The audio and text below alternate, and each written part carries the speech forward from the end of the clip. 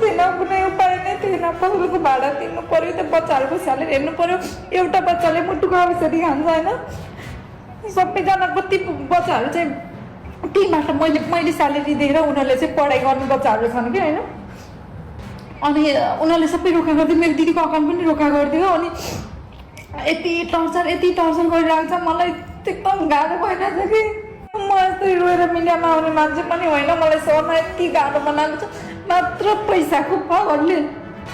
यदि पैसाको पावर हुन भने लिएर जा अदालतमा, अदालतबाट प्रमाणित गर्न म दोषी हो भने म सजाय पाउन तयार छु। तर यसरी केसलाई ट्रेनिङमा राखेर मान्छेलाई सताउनु कहाँसम्म अपराध हो? एउटा छोरी प्रहरीले एउटा छोरी मान्छे काम गर्ने मान्छेमाथि योसम्मको ज्यादती गर्न तँलाई लाज लाग्यो? तेरो पनि त बच्चा छ। एउटा बच्चाको आमाले अर्को बच्चाको आमा मान्छेमाथि पैसाको लागि यतिसम्म गिर्यो।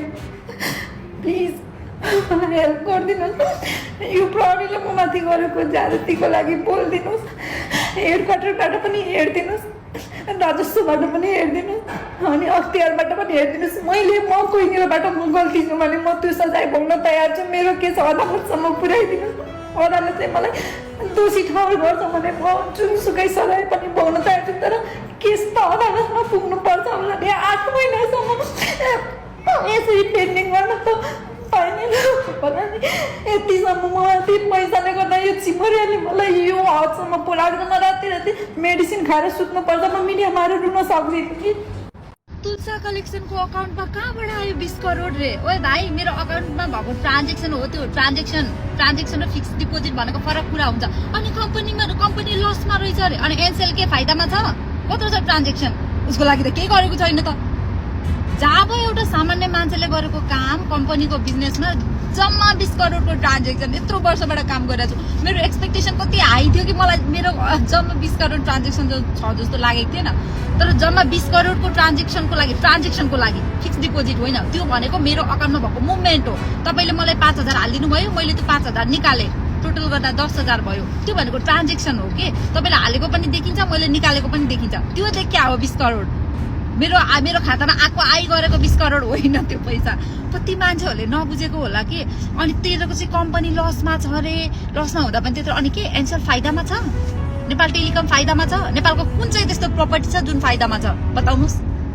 जब एउटा सामान्य एउटा सानो कम्पनीको लागि यत्रो सोसियल मिडियामा, यत्रो नेसनल टिभीहरूमा न्युज बनाउनु पनि के जरुरी छ? के तपाईँहरू न्युज बनाउने मान्छेहरूको कम्पनी चाहिँ फाइदामा देखाउनु भएको छ? फाइदा छ? कति फाइदा छ? 1 रुपियाँ कि 1000? पेल्न पनि त्यति पेल्नु जति प्रमाणित गर्न सक्नुहुन्छ। मेरो नाममा कोही मान्छेले जाहेरी दिएको हो, त्यो पनि बदलाको भावनाले। कोही मान्छेले मलाई नपाएको भएर हनी ट्र्याप भनेको। कोही मान्छेसँग 4 वर्ष 5 वर्षसम्म रिलेसनमा हुनु र आफ्टर रिलेसन त्यो हनी ट्र्याप कसरी हुन्छ? किन छोरी मान्छेको इज्जत चाहिँ त्यति हल्का छ? जे भन्दिँदा पनि हुने, जे बोल्दा पनि हुने। आफूले पाउँदासम्म चाहिँ सबै राम्रो, आफूले पाउन छोडेपछि आफ्नो सहजता अनुसार भएन भने चाहिँ त्यो कुरा चाहिँ ब्ल्याकमेलिङमा पुग्छ हो। अनि त्यही डरले, त्यही त्रासले चाहिँ उसले मलाई कब्जा गरिरहेको छ। उसले भनेअनुसार चाहिँ म चलिरहेको छु भने चाहिँ सबै राम्रो होइन। म चल्दिनँ, म विद्रोह गर्छु, मलाई चाहिँदैन। बाल हो, जे कम्प्लेन गर्छस् गर, जे गर्छस्, मेरो केही उखाड्दैनस् भनेर हिँडिसकेपछि चाहिँ यत्रो हङ्गामा।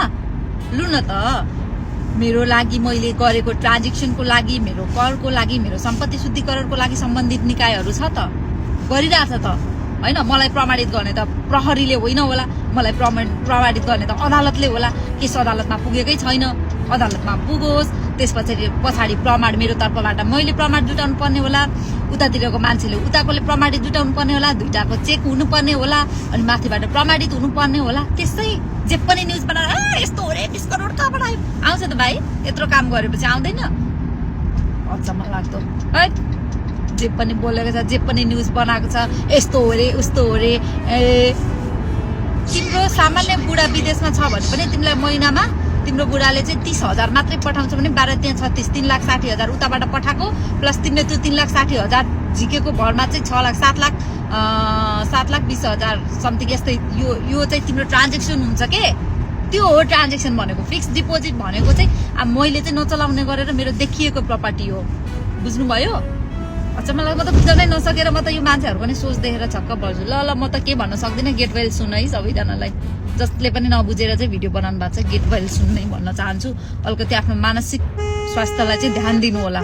अर्काले भन्ने त्यो होडबाजीमा चाहिँ आफ्नै मानसिक स्थिति ठिक नरहला। Get well soon everyone. मसँग कुनै बाटो थिएन, कुनै उपाय नै थिएन। पसलको भाडा तिर्नु पर्यो, त्यो बच्चाहरूको स्यालेरी हेर्नु पर्यो। एउटा बच्चाले मुटुको औषधि खान्छ होइन। सबैजनाको ती बच्चाहरू चाहिँ टीबाट मैले स्यालेरी दिएर उनीहरूले चाहिँ पढाइ गर्ने बच्चाहरू छन् कि होइन। अनि उनीहरूले सबै रोका गरिदियो, मेरो दिदीको अकाउन्ट पनि रोका गरिदियो। अनि यति टर्चर गरिरहेको छ, मलाई एकदम गाह्रो भइरहेको छ कि म यस्तै रोएर मिडियामा आउने मान्छे पनि होइन। मलाई सहरमा यति गाह्रो बनाएको छ मात्र पैसाको पावरले। यदि पैसाको पावर हुन भने लिएर जा अदालतमा, अदालतबाट प्रमाणित गर्न म दोषी हो भने म सधैँ पाउन तयार छु। तर यसरी केस ट्रेनिङमा राखेर मान्छेलाई सताउनु कहाँसम्म अपराध हो? एउटा छोरी प्रहरीले एउटा छोरी मान्छे काम गर्ने मान्छेमाथि योसम्मको ज्यादती गर्न तँलाई लाज लाग्यो? तेरो पनि त बच्चा छ। एउटा बच्चाको आमाले अर्को बच्चाको आमा मान्छेमाथि पैसाको लागि यतिसम्म गिर्यो। प्लिज मलाई हेल्प गरिदिनुहोस्।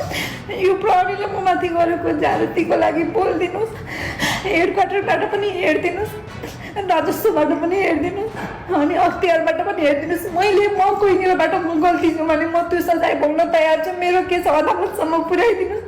अदालतले मलाई दोषी ठहर गर्छ भने म जुनसुकै सजाय पनि भोग्न तयार छु। तर केस त अदालतमा पुग्नुपर्छ होला। 8 महिनासम्म यसरी पेन्डिङ गर्न त पाइँदैन होला नि। यतिसम्म म यति पैसाले गर्दा यो चिमरियाले मलाई यो हदसम्म पुऱ्याएको। म राति मेडिसिन खाएर सुत्नुपर्छ। म मिडियामा आएर रुन सक्दिनँ कि। तुलसा कलेक्सनको अकाउन्टमा कहाँबाट आयो 20 करोड रे? ओए भाइ, मेरो अकाउन्टमा भएको ट्रान्जेक्सन हो त्यो। ट्रान्जेक्सन र फिक्स डिपोजिट भनेको फरक कुरा हुन्छ। अनि कम्पनी लसमा रहेछ अरे, अनि एनसेल के फाइदामा छ? कत्रो छ ट्रान्जेक्सन? उसको लागि त केही गरेको छैन त। जब एउटा सामान्य मान्छेले गरेको काम कम्पनीको बिजनेसमा जम्मा 20 करोडको ट्रान्जेक्सन, यत्रो वर्षबाट काम गरिरहेको छु। मेरो एक्सपेक्टेसन कति हाई थियो कि मलाई मेरो जम्मा 20 करोड ट्रान्जेक्सन छ जस्तो लागेको थिएन। तर जम्मा 20 करोडको ट्रान्जेक्सनको लागि फिक्स डिपोजिट होइन, त्यो भनेको मेरो अकाउन्टमा भएको मुभमेन्ट हो। तपाईँले मलाई 5000 हालिदिनु भयो, मैले त्यो 5000 निकालेँ, टोटल गर्दा 10000 भयो। त्यो भनेको ट्रान्जेक्सन हो कि। तपाईँले हालेको पनि देखिन्छ, मैले निकालेको पनि देखिन्छ। त्यो चाहिँ क्या हो 20 करोड? मेरो खातामा आइ गरेको 20 करोड होइन त्यो पैसा। कति मान्छेहरूले नबुझेको होला कि। अनि तेरोको चाहिँ कम्पनी लसमा छ अरे, लसमा हुँदा पनि त्यत्रो। अनि के एन्सर फाइदामा छ? नेपाल टेलिकम फाइदामा छ? नेपालको कुन चाहिँ त्यस्तो प्रपर्टी छ जुन फाइदामा छ बताउनुहोस्? जब एउटा सामान्य एउटा सानो कम्पनीको लागि यत्रो सोसियल मिडियामा, यत्रो नेसनल टिभीहरूमा न्युज बनाउनु पनि के जरुरी छ? के तपाईँहरू न्युज बनाउने मान्छेहरूको कम्पनी चाहिँ फाइदामा देखाउनु भएको छ? फाइदा छ? कति फाइदा छ? 1 रुपियाँ कि 1000? पेल्न पनि त्यति पेल्नु जति प्रमाणित गर्न सक्नुहुन्छ। मेरो नाममा कोही मान्छेले जाहेरी दिएको हो, त्यो पनि बदलाको भावनाले। कोही मान्छेले मलाई नपाएको भएर हनी ट्र्याप भनेको। कोही मान्छेसँग 4 वर्ष 5 वर्षसम्म रिलेसनमा हुनु र आफ्टर रिलेसन त्यो हनी ट्र्याप कसरी हुन्छ? किन छोरी मान्छेको इज्जत चाहिँ त्यति हल्का छ? जे भन्दिँदा पनि हुने, जे बोल्दा पनि हुने। आफूले पाउँदासम्म चाहिँ सबै राम्रो, आफूले पाउन छोडेपछि आफ्नो सहजता अनुसार भएन भने चाहिँ त्यो कुरा चाहिँ ब्ल्याकमेलिङमा पुग्छ हो। अनि त्यही डरले, त्यही त्रासले चाहिँ उसले मलाई कब्जा गरिराख्छ। उसले भनेअनुसार चाहिँ म चलिरहेको छु भने चाहिँ सबै राम्रो होइन। म चल्दिनँ, म विद्रोह गर्छु, मलाई चाहिँदैन। बाल हो, जे कम्प्लेन गर्छस् गर, जे गर्छस्, मेरो केही उखाड्दैनस् भनेर हिँडिसकेपछि चाहिँ यत्रो हङ्गामा। लु न त, मेरो लागि मैले गरेको ट्रान्जेक्सनको लागि, मेरो करको लागि, मेरो सम्पत्ति शुद्धिकरणको लागि सम्बन्धित निकायहरू छ त, गरिरहेछ त होइन। मलाई प्रमाणित गर्ने त प्रहरीले होइन होला, मलाई प्रमाणित गर्ने त अदालतले होला। केस अदालतमा पुगेकै छैन, अदालतमा पुगोस्। पछाडि प्रमाण मेरो तर्फबाट मैले प्रमाण जुटाउनु पर्ने होला, उतातिरको मान्छेले उताकोले प्रमाणित जुटाउनु पर्ने होला, दुईटाको चेक हुनुपर्ने होला, अनि माथिबाट प्रमाणित हुनुपर्ने होला। त्यसै जे पनि न्युज बनाएर यस्तो हो रे 20 करोड कहाँबाट आयो? आउँछ त भाइ, यत्रो काम गरेपछि आउँदैन? अचम्म लाग्दो है। जे पनि बोलेको छ, जे पनि न्युज बनाएको छ, यस्तो हो रे उस्तो हो रे। तिम्रो सामान्य बुढा विदेशमा छ भने पनि तिमीलाई महिनामा तिम्रो बुढाले चाहिँ 30,000 मात्रै पठाउँछ भने 12 त्यहाँ 36 3,60,000 उताबाट पठाएको प्लस तिमीले त्यो 3,60,000 झिकेको भरमा चाहिँ 7,20,000 समथिङ यस्तै यो चाहिँ तिम्रो ट्रान्जेक्सन हुन्छ के। त्यो हो ट्रान्जेक्सन भनेको। फिक्स डिपोजिट भनेको चाहिँ अब मैले चाहिँ नचलाउने गरेर मेरो देखिएको प्रपर्टी हो, बुझ्नुभयो? अच्छा मलाई म त बुझ्नै नसकेर म त यो मान्छेहरू पनि सोच देखेर छक्क पर्छु ल म त के भन्न सक्दिनँ गेट वेल सुन है सबैजनालाई जसले पनि नबुझेर चाहिँ भिडियो बनाउनु भएको छ गेट वेल सुन नै भन्न चाहन्छु अलिकति आफ्नो मानसिक स्वास्थ्यलाई चाहिँ ध्यान दिनु होला अर्काले भन्ने त्यो होडबाजीमा चाहिँ आफ्नै मानसिक स्थिति ठिक नरहला गेट वेल सुन एभ्रिवान